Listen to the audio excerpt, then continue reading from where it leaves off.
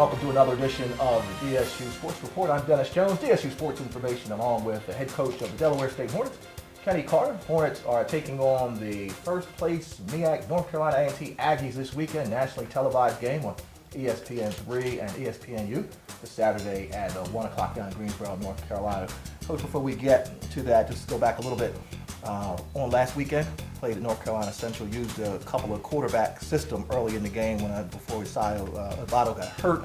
Was that something you had planned to do all along during the game, and will you continue with that even if Votto's unable to play with maybe Gilbert and Kobe Lane at quarterback? Well, before we even do that, I want to make sure that we thank every veteran for their service in our country. And being a military guy and having several of my classmates and family members that have been in the military, I think that we should definitely do that. But getting to the quarterbacks, we're going to continue to do it. We're going to play Kobe. We're going to make sure that he gets in there and continue to develop him. And we had that planned anyway. We were going to play all three guys. It just worked out that way. So this game we'll start with Gil, and then we will also play Kobe. Last week, from a special teams standpoint, had a couple of good plays, but then we had the punt return. Just kind of assess from a special teams standpoint. I know that's something you are very passionate about, right? How we've done this year as a special team. What have you liked, and what are the areas we have? But overall, we set ourselves up for success. You know, the Bethune-Cookman game and this game, we block punts inside the 10 and get ourselves in position to we should score. And we're going to continue to do those things. Our kids are starting to really get into it and understand that it's an advantage for us when we do it the right way.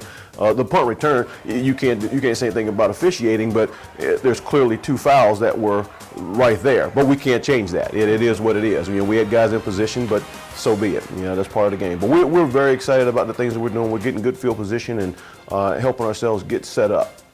Still have two games to play, of course, big one this weekend, but is it where we are right now is more or less an audition for everyone, young and old, and particularly those who are coming back next year? It's kind of everyone on trial at this point. Every day.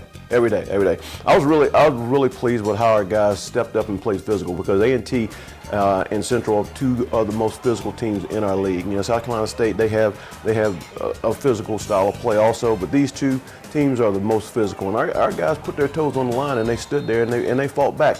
We really had opportunities that we did not take advantage of, and we gave them opportunities because of turnovers. You know, so if we can just eliminate mistakes, we're going to really be pleased with how we play. But that's something that comes with maturity, because we're playing so many young guys, and also comes with just time and belief in what you're doing. Looking at the TV situation, I mean, hard to ignore national television audience, and it's probably rare that this late in the season you have a team that's first place and you're not having the season that we had hoped for.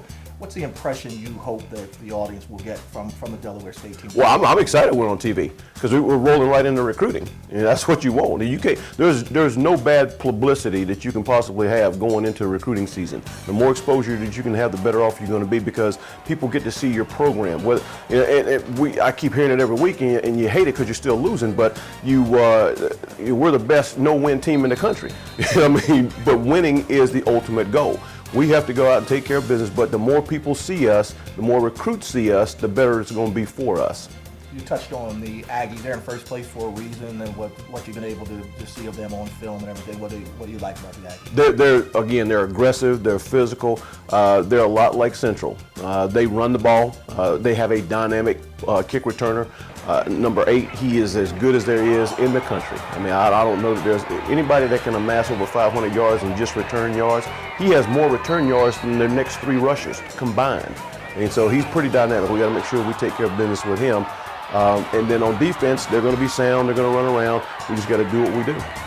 Let me guess, number 8 probably won't see the ball a whole lot if you have a chance on the punt situation. If he sees the ball, by God, it was a mistake.